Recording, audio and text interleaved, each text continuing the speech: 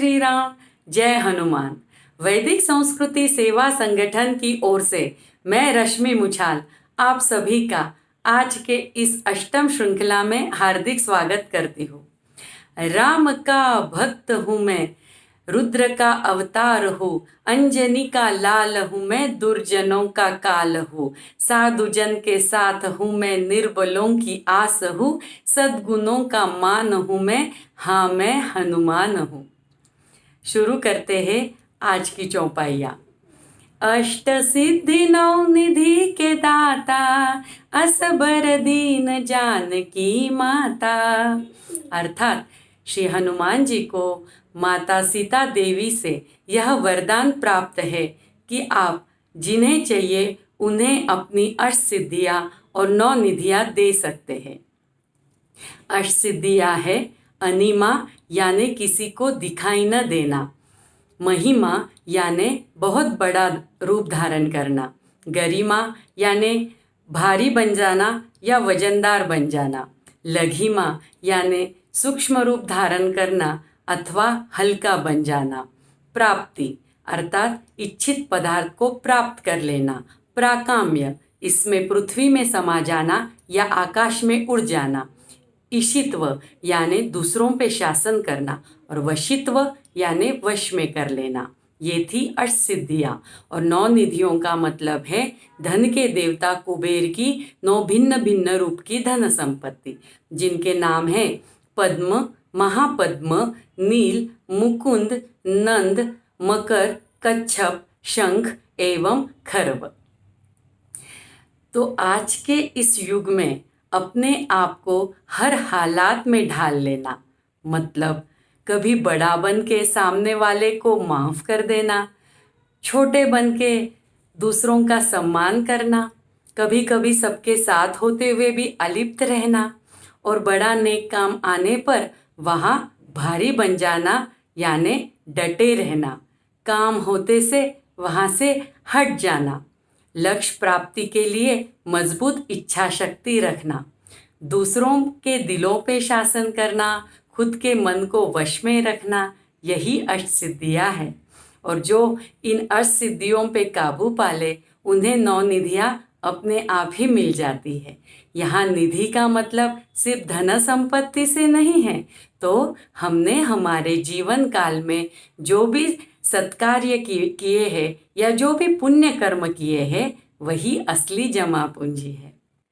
अष्ट सिद्धि 9 निधि के दाता, अष्ट सिद्धि 9 निधि के दाता, दुखियों के तुम भाग्य विधाता, दुखियों के तुम भाग्य विधाता, सिया राम के काज सवारे, सिया राम के काज सवारे, मेरा कर उद्धार पवन सुत बिनती, बारंबार पवन सुत बिनती बारंबार।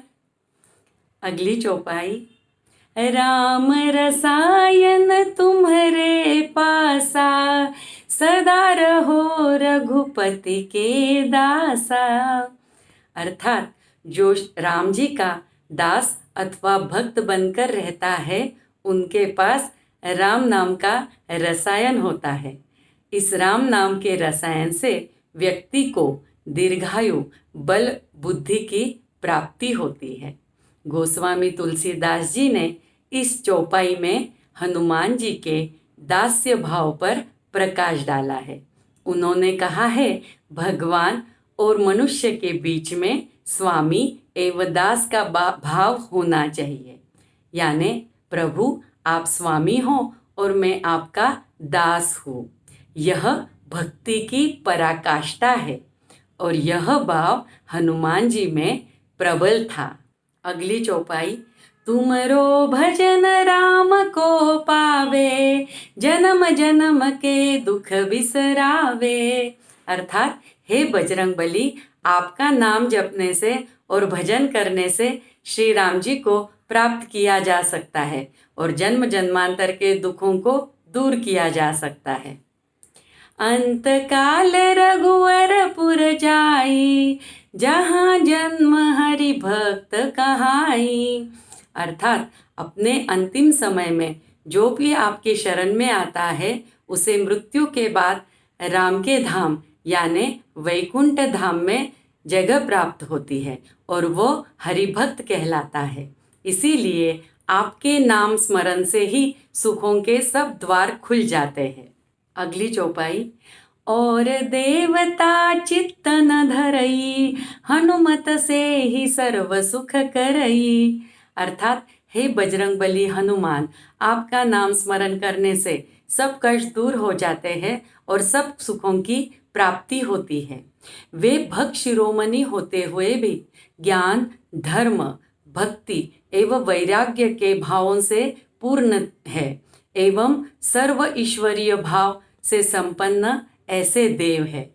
तो आइए ऐसे कष्ट दूर करने वाले भगवान से हम विनती करते हैं।